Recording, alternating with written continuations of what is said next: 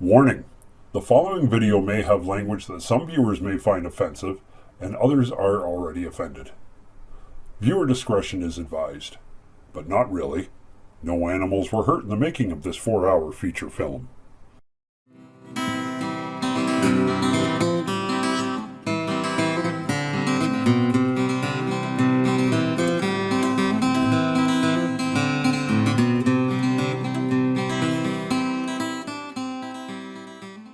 We got a person in here now that's going to be running for mayor. He wants the top seat. 22 years he's been involved with council and has already been a past mayor. So I'm sure I don't even have to mention your name. But for those that are new to the area and that, I want you to welcome with me, Jeff Kohler. There you go. Hey, Jeff.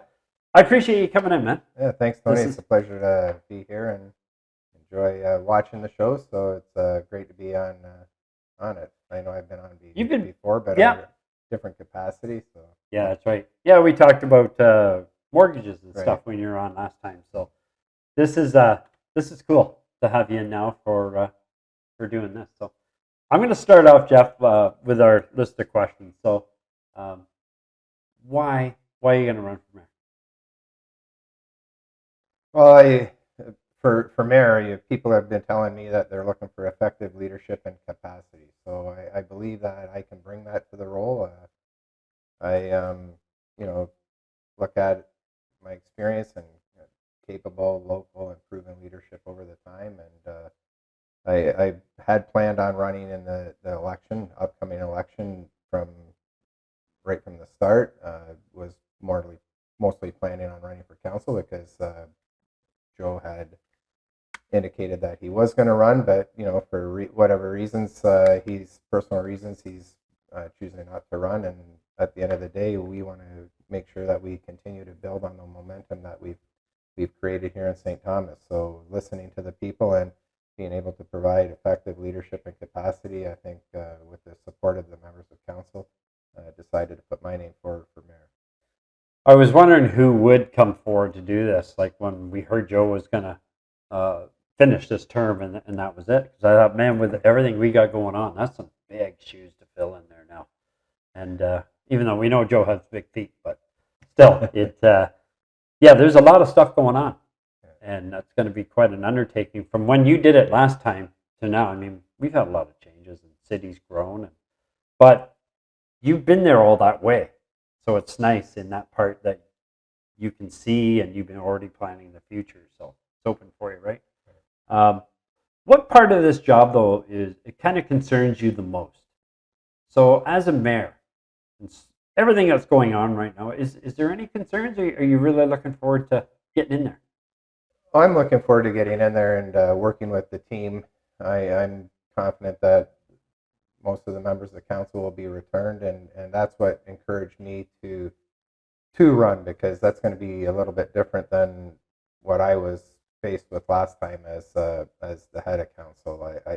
I know that I'm going into a council that will be working together, that will continue to work together, and even with some new people that will be coming on, especially with the filling of my role. When I look at the candidates that are running and the meetings that I've had with them and the conversations that I had with them and then the people that I know that we're going to continue to work together collaboratively. We're not going to agree on everything, but I know that we're going to have a team that's going to agree to disagree and then move forward on every issue. And it'll be a lot more satisfying like it has been the 8 years. It's not going to be as full of conflict that we had before.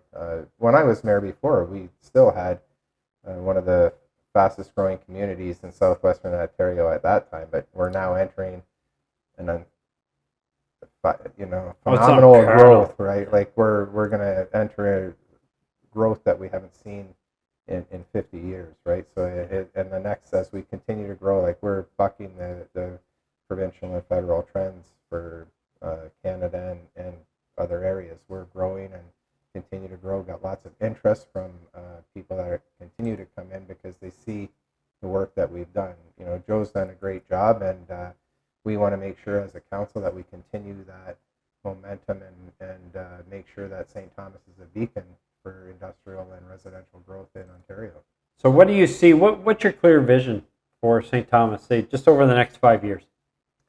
So right now I see steady growth, and then what we have to do, we have to be smart with how we handle that growth, right? And on the same token too, we have to make sure that our budgets don't continue to escalate that they have been, because that's one of the challenges right now with the growth, is that we have it coming, but we're not receiving the benefit from that growth yet, and we won't see that benefit even this term of council. So it's going to be very important that the current council, or the council that's elected, is going to be financially responsible when it comes to budgeting time, because we have the infrastructure to pay for, but we don't have the growth or the revenue from that growth yet. So that's going to come after this term of council. So we have that growth, so managing that in a fiscally responsible way is what's going to be the challenge for us, and that'll be the biggest challenge.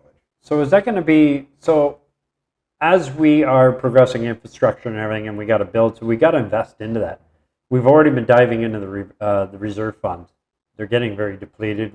We've got to go back and start adding to that. But do we still need to dive into that? Like, we want to expand. If we're doing it now, we want to grow that infrastructure, right? So in the future, we're not going back and redoing it again because we've expanded a certain area. So how are you guys planning all that? So actually we just working with our treasurer, Adam, he's doing a great job. In our last council meeting before the break, we actually just put a plan in place to replenish the reserves through some debt capacity, right? So we still have the debt capacity, and that's what I want to see us make sure that we're managing that properly, so the people of today aren't financing the people of tomorrow, that we're currently working on a way so we're not feeling the whole pain today ourselves. So we need to balance that out. We need to aggressively market the lands at Yarmouth Yard, because as we sell the land, that's going to help us offset the cost of the infrastructure that we're currently facing. So that's what we're doing right now. We're focusing on that. We're making sure that we market it properly and get the right people here. Diversify the type of investments that are coming into there, so we know that the longevity of those companies will be there and continue to pay the revenue forward. But right now, that's our main plan, is to make sure that we market those lands, receive that funding from the land to help offset anything for the taxes. With Yarmouth Yards, okay, we know the Volkswagen Gigaplant coming there. How many other plants and spaces are designed in there right now? Like, how many factories can we get in there? Oh, we have a lot of space left in there. We got Bionode that's coming in. We're currently working with some other ones right now, but yeah, we have a lot of excess land there to work with, and if we can sell off a good portion of that, that'll certainly alleviate any issues that we have with our budgets until the revenue from the companies start coming in. Okay, so now as that is growing out there, how will you ensure longtime residents benefit from the rapid growth? Well, that's all part of it now, is not making sure that the people that are of today are funding it all, right? So we need to make sure that we're balancing that out, spreading it out, wisely using debt, right? Debt's not always bad if you're managing it properly. So that's what we need to do, is work on that so that we can spread that out and make sure that the budgets stay reasonable, hopefully around inflation or less. Mm-hmm. And once we start receiving that revenue, then in my view, if I'm still on council at that time, is I want to be looking at returning some of that money back, because we have some very good companies coming in, and the revenue that's going to come in, there's no way that anybody should just take that. We should make sure that we're investing in things that we need, and at that time, probably community centers and different things that we're looking at that we can expand on and we can afford at that time. But there's going to be enough revenue that if council of the day is wise, should be able to return some of that money and reduce our utility costs, our taxes at the time, and just need to be smart about that. So do you have any kind of peek into the future for budget-wise? That's a big one for everybody, and all the other candidates, we talked about budget and trying to keep that, like, how do you keep the infrastructure going but maintaining, as low, because our last budget one was pretty good.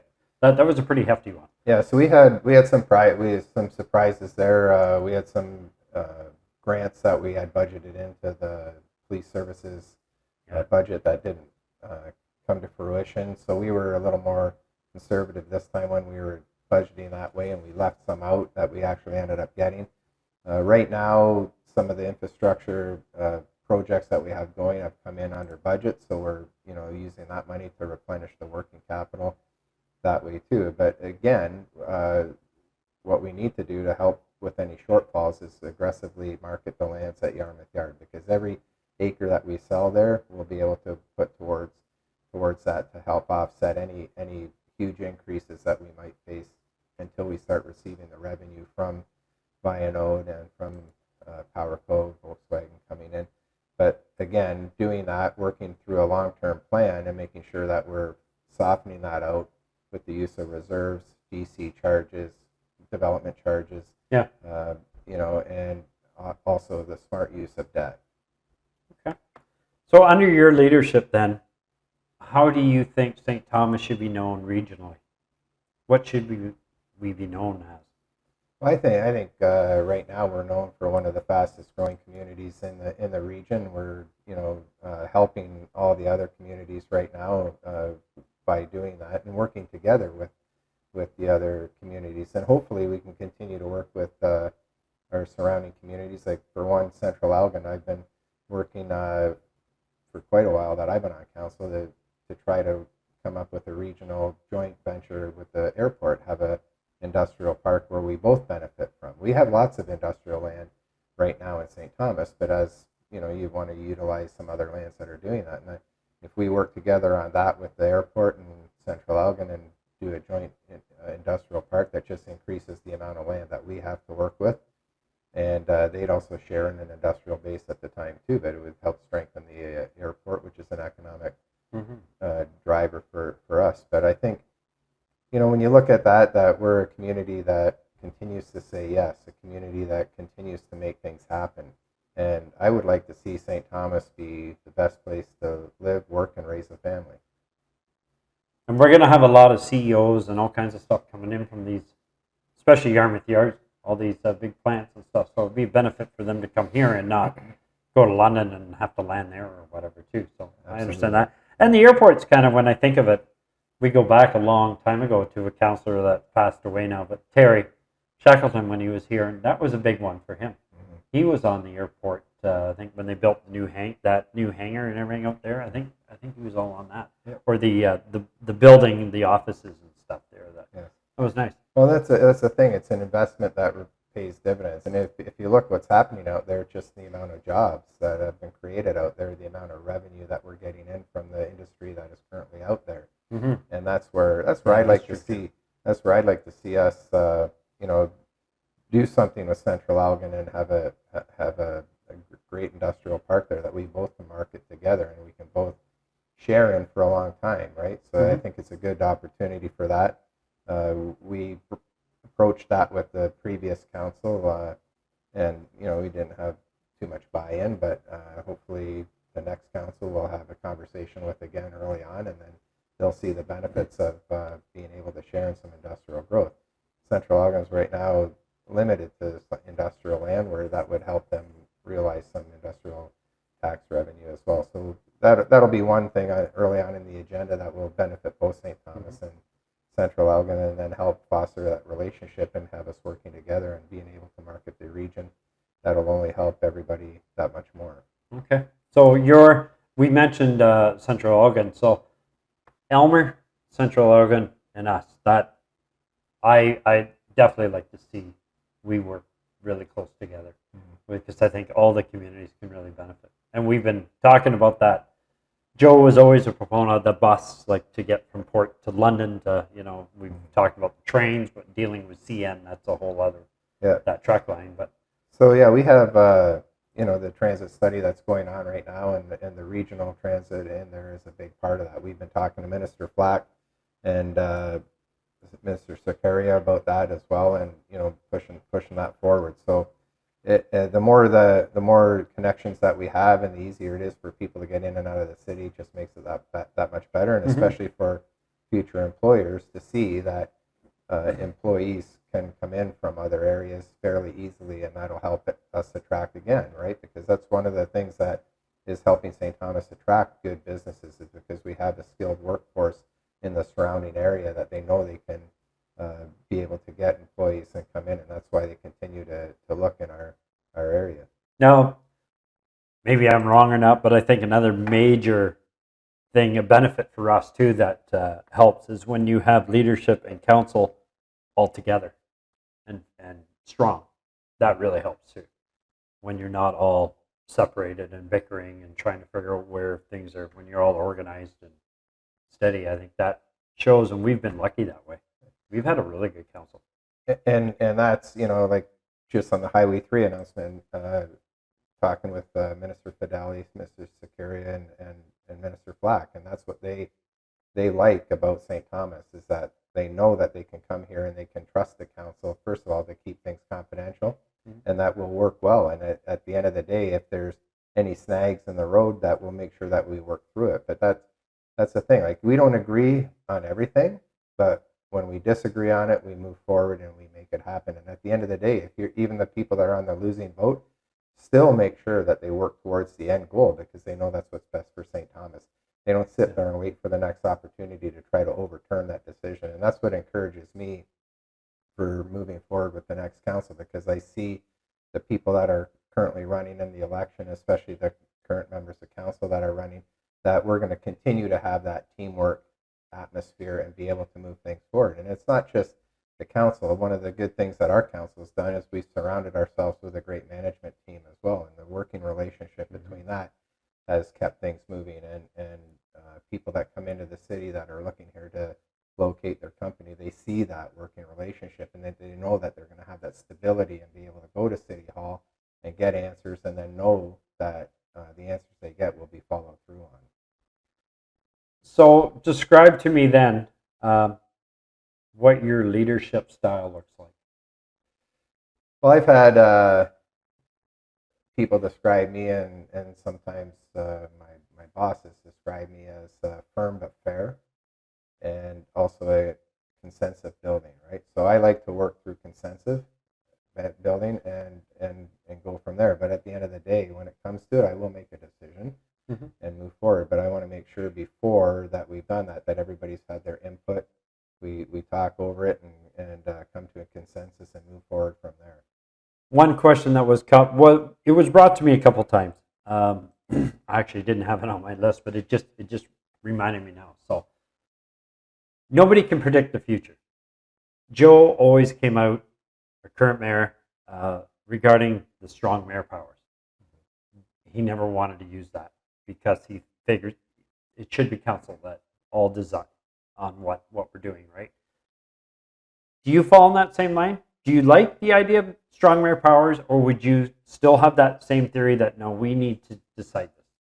So that's one of the reasons that I stepped forward to run as well, because in the conversations that we had with members of the community, members of council, is that's what we feared, is that if we had the wrong person come in with strong mayor powers, it could be, disastrous from where we've been, right? Something that we're not used to, because, instead of making decisions, we're going to be having vetoes, we're going to be having, appeals from council and stuff like that. So at the end of the day, I don't envision myself using strong mayor powers at all, because I see we have a great team, and we're going to continue to move forward the way we're moving forward. And that's how I want to govern, the same way as Joe. And I believe with the team that we have, we can make a decision collectively and continue to move forward, instead of spending 4 years of vetoes and appeals going back and forth. We'll continue to move things forward in a productive way. I don't envision that happening at all. I think people are electing members of council to have a voice, and a mayor to have a voice, and that's how we're going to continue to work.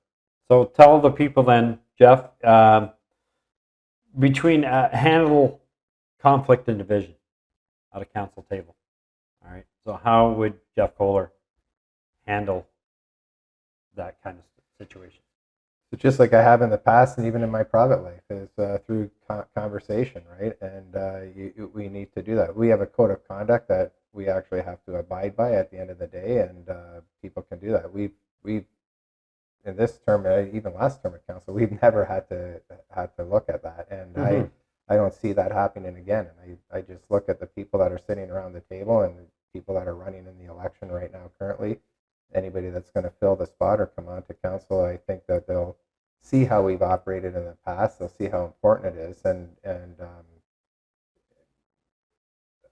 to be honest with you, I don't even envision the conflict. But we've never had to deal with that.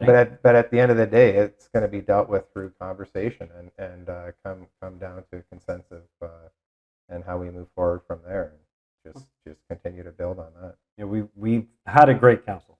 I mean, I've seen our other municipalities around us, and the integrity commissioner has been a thorn in their side for a while because they're always being called. So we've been really lucky here. We've been our own integrity commission. Like don't get me wrong. We've had discussions with each other, and we keep each other in check. And at the end of the day, it's done respectfully.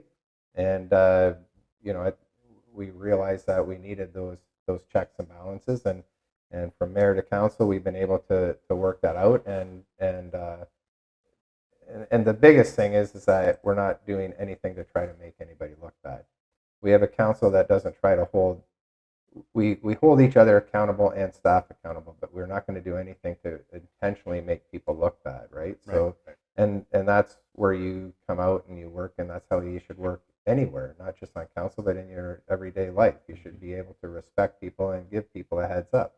If you're doing your job properly, you're going to review your agenda. If you have some tough questions, you're going to do some homework beforehand and then give the opportunity to the staff to let them know that, hey, I'm going to ask you this question. You don't just blindside somebody at the council table and say, hey, what are you doing here, without giving them that opportunity. Give them the opportunity to make sure that they have all the information there, right? And at the end of the day, if they don't have it, give them the opportunity to make sure they're going to be able to get it. And vice versa, same thing with council members and mayor. We're not going to call anybody out unnecessarily, right? But at the end of the day, we each know that we're going to hold each other accountable, and that keeps us working together as a team. Very good. What priorities would guide your first year in office? So the biggest thing, again, priorities, we've laid it out in our campaign, but when we're looking at that, the fiscal responsibility, smart growth, right?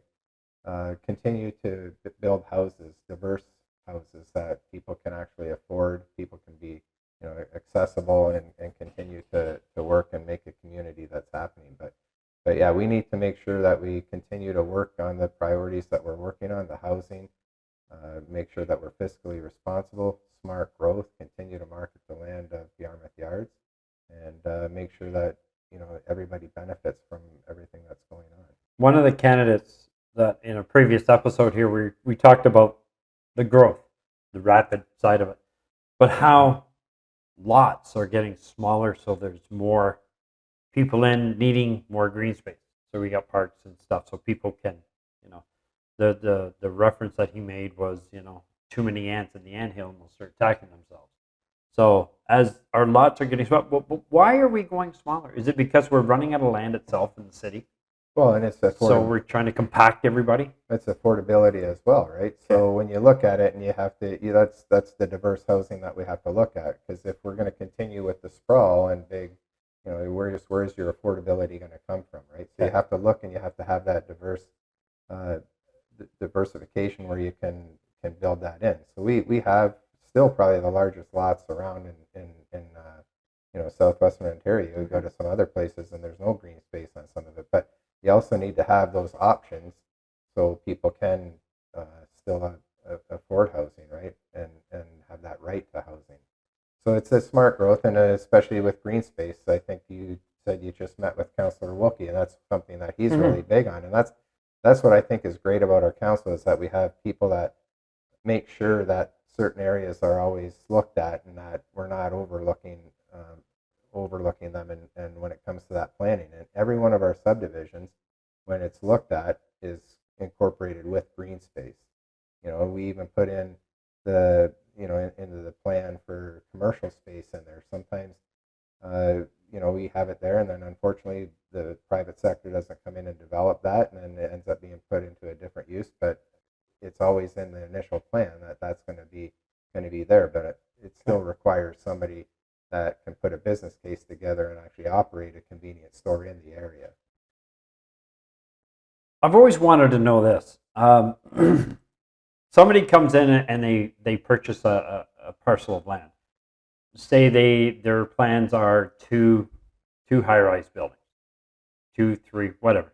They build one, and then it's on hold, and then eventually they never do build another one.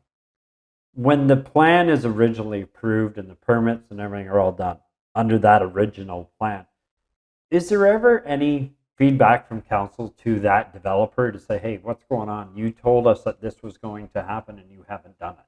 Yeah, we continue to work with the developers as things go, and again, the economic climate changes at certain times, and maybe they couldn't get financing or whatever happens to that. Now, if it's land that's purchased from the city, especially the Economic Development Corporation, we have strict rules in there where if they don't develop over a certain period of time, then we'll pull that back at a different, at a lesser cost and things like that. But again, if they're buying land that's not from the city, then there's not much that we can do, but we can work with them and encourage. Like, there's some pretty good pieces of property right now that are sitting vacant that we want to see some movement on, and we continue to work with those developers and the landowners to try to see what we can do to help incentivize that, to get them to move on it. Good investment for them to buy land, but it's not a good thing for the city to have that land just sit vacant, especially the prime pieces that there are. So we continue to have that conversation with them. But again, if the economic and the business case isn't there, there's not much that we can do to force them into that. Okay. How would you balance transparency with effective governance? I think we continue to do what we're doing. We're being very transparent. Our agendas go out. The items are in there. Even when we go into in camera, the clerk reads out what the reasons are that we're going in camera, and everybody knows, especially dealing with companies, that you have to keep things confidential. But at the end of the day, we want to continue the communication to the public as effectively as we can. It doesn't matter what corporation you work in. Communication is always the biggest thing, and it seems the hardest thing to do, right? Everybody else knows what's going on, but how you communicate that to other people, and then what avenues of communication that you have, because not everybody has Facebook, not everybody has computers and things like that. That's true. How to get that information out to the people, because a lot of the times what I see, we're criticized for not communicating things, but the communication was out there. It just hadn't reached those people because they haven't had the devices that required that. But even like for public meetings and public information sessions that we've had where people, it was supposed to be delivered to their door. So we don't know what happened there, but we're going to continue to communicate and see what we can do to expand that. We're currently working on our website. It's something that I'm not a big fan of. Yeah, I know that's of a right tough now. one there, So we're working on that, and if we have to totally revamp it, then we will, because I don't even like navigating around it, and so I imagine people that aren't too familiar with it's been a hot topic. Exactly. So that is a priority of even the current council right now, is to make sure that our website's a little more user friendly, and then that'll help get the communication out there. But transparency with the current council and with the future council is going to be number one. Okay, no, that totally makes sense. So how will residents know then progress is being made during your term? Well, that's part of the thing, is the communication. We're going to continue to work on our communication, get the message out, find different ways that we can do that, because I think that's one of the biggest things that we don't do good, is toot our own horn, right? We don't get out there and show the people all the things that are happening and doing that. And I think the more that we can communicate some of those positive things, like, people talk about the downtown, and I don't know, they look at it differently than I do. I remember a downtown that required, when I was mayor, a community improvement plan when we implemented it then to incentivize people to do things downtown. We've now expanded that over the years, and we've included other areas. But when I drive downtown, I see a totally different downtown than some of the people on the keyboards what they're mentioning. We've come a long way. We still have a long way to go with it, but the work that we've been doing with the community improvement plan and how we're expanding that, and the facade improvements that are happening, the residential that's taking place downtown, the businesses that are locating downtown, and it continues to improve and thrive. And it's, when you look at that, it's a big economic generator for St. Thomas. There's $3 million in tax revenue coming from the downtown core. So we want to make sure that we continue to work with that. And our community improvement plan has really helped with that and helped increase housing as we expand the community improvement plan from Talbot Street out to the other areas, and help people, put more units in their houses to help with affordability and create the, get rid of the housing issue that we have. Yep. And also downtown, of course, it's going to be a thorn in your side. I think every mayor, council in every community is the homeless issue. Yep. And it's been a major thorn in our side down there for a long time.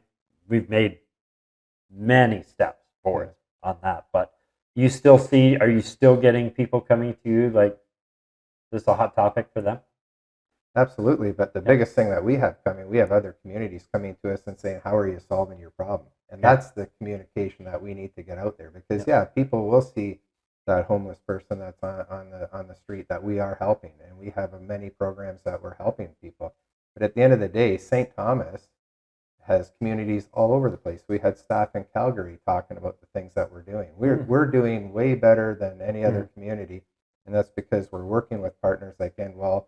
And we're moving forward. We're working together collaboratively on it, and it's not just a municipal issue. It's a big issue. It's happening everywhere you go across the country, and it's not even just in Canada.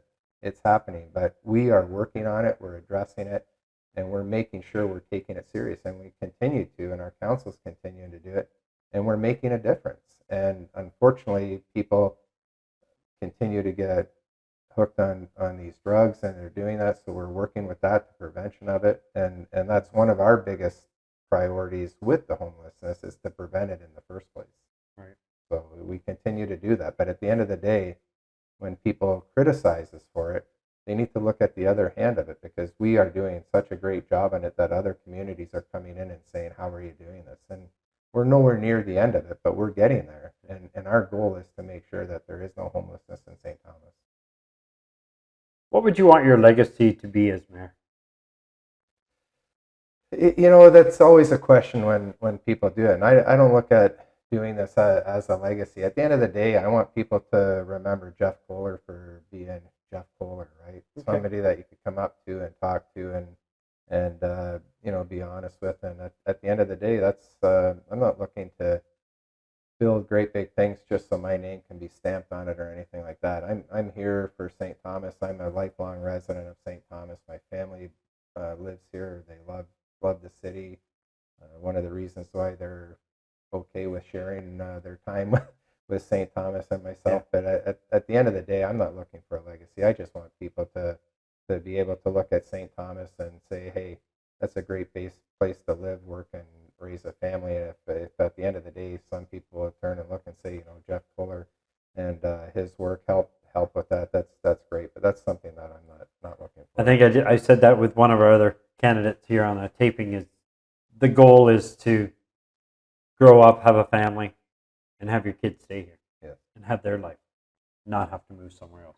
Yeah. And that's one thing. Like when my family moved here to town, I was 5 years old, and I was raised here, and I watched a lot of my friends have to leave St. Thomas because there was no jobs for them here, right? So right now that's one of the differences that we're making, is making sure that people do have a chance to raise a family here and have them actually be able to get a good job here. What's been happening, anything lately in council has there ever been decisions made lately that you thought, geez, if I had the power or the chance, I would have done this differently? I'm looking back, and maybe some hindsight stuff, but no, I think that in the last 4 years we've done a good job of doing our homework, and at the end of the day, I think I don't see anything that I would have wanted to do too much differently than what we've done. we've made some tough decisions. We moved things forward. One of the things that I'm proudest of our council is that we worked on PowerCo for a long time and kept that quiet, right? Like that could have been, nobody was out there trying to toot their horn that they knew more than somebody else. And we did a lot of work behind closed doors, spent a lot of time making that happen, working with the province and the federal government, and the ability to keep a project like that confidential as long as we did, I think that says a lot about all members of council. Yeah, I know when that broke, I know all of you guys on council, and I didn't even know when he was going on, so kept me in the dark too, little bugger. So yeah, so I'm going to ask you this question because I've asked every other one of them too, because it's your local guy. So you have family members, somebody coming from out of town, they've never been here before, and you're going to take them to one spot in the city. That one spot says, "This is us." All right, where are you going to take them? It's probably the toughest question they've asked in this whole thing, because there's a lot of great places in St. Thomas where you could take somebody to show them who we really are. But I think I would take them to where I take a lot of people, and including my daughter-in-law's family from Brazil. I take them to City Hall, and I'd show them City Hall, because you can tell the whole story of St. Thomas from City Hall as you tour them around with the pictures that are there and the different things that are there. So I think if you look at that, I would probably take them there, because like you say, there's so many great places that you can, but from that one place there, I think we can tell the whole story of St. Thomas, where we were, where we've been, and where we're going. On a personal side for myself, I'd put him in the car and take him over to Steve Peters. Well, crack the beer, Steve, and tell everybody what we are. Maybe I'd have his worship meet us up there, and he could tell the story, especially the one of the clock tower. The meeting of the worship. I still haven't climbed up there. I know he's done it. You never been up there? No, I haven't been up there. So, I haven't either. Yeah. I'll just watch the tape of when he was there. So. Yeah, that's awesome. So, what else do you see coming up, Jeff? You really want, the election, people to get the votes and get you in there. So, tell me what's your honest thoughts on this election, and just. I think it's going to be what's encouraged me so far is that I think people are more interested in what people have to say than what they're saying about each other, right? So at the end of the day, it's not about me, it's not about Aiden, it's not about anybody else. At the end of the day, it's what we stand for, what we're talking about, and moving from there. And so far I see just that, people looking for the information, nobody looking for to try to make anybody look bad, right? At the end of the day, anybody that's put their name forward, I give them all the credit around. It takes a lot of courage to put your name forward for something like this, and we do it for a reason, because we love the city. We believe in what we have to offer, and we're going to move forward. So what I like to see is, I like to see people take advantage of the system that we put in place. We've made it really easy for people to participate in this election. You can do it online, on the phone, in person. I'd like to see more than a 35% turnout. I'd like to see people from all age demographics make it out. When you go back, we have a Remembrance Day, right? People fought for this right. So I'd like to see people exercise it. And like I say, we've done, in my mind, I'm a big proponent for that. Everything that we've done to make it that much easier for people to exercise their right to vote. One final question, I guess. This is more for me on my side. So, in the past, we've had a lot of changes with city managers and stuff that we've had to go through a few. And apparently, I think it's Lisa who's in there now and doing a great job. Is that part of your theories, to make sure that our staff is secure and we can hang on to the people that we have, so that our planning and everything is? Because, when you got people changing all the time, it really delays things. And trying to get new ones up to speed, and hopefully their vision is the same and whatever. So is that an important thing to you too? As I said earlier, I think what we've done is we've built a great team around us, and staff retention is big in council's mind. We look at that retention, transition planning to make sure that when people are retiring, and that's our goal, is to make sure that there's an environment that people want to stay and actually retire from them.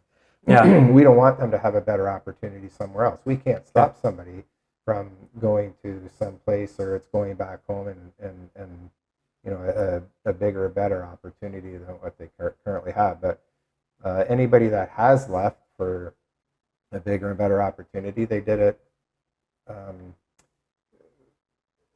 They had to make some choices because they loved what they were doing. But at the end of the day, staff retention is something that we as a council talk about all the time. We want to make sure that we have it in place, and because at the end of the day, that's part of our continuity, is that strength that we have behind with our staff. I've had meetings with Lisa already, and like you said, she's very capable. She's doing a great job, and we want to continue to move that.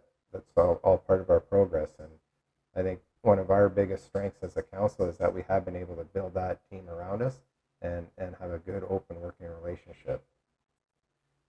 All right, so this camera right there, Jeff, is yours. Anything you want to say to them, for the voters?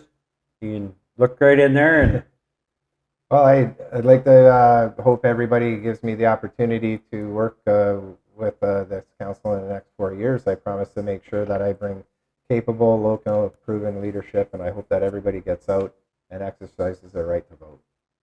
Fantastic. I appreciate it. Thank you for coming in. Yeah, that was pretty painless. Hey, I didn't go heavily on you there, but yeah, appreciate it, Jeff. Did we make it through many of them? Or I think we got through some, right?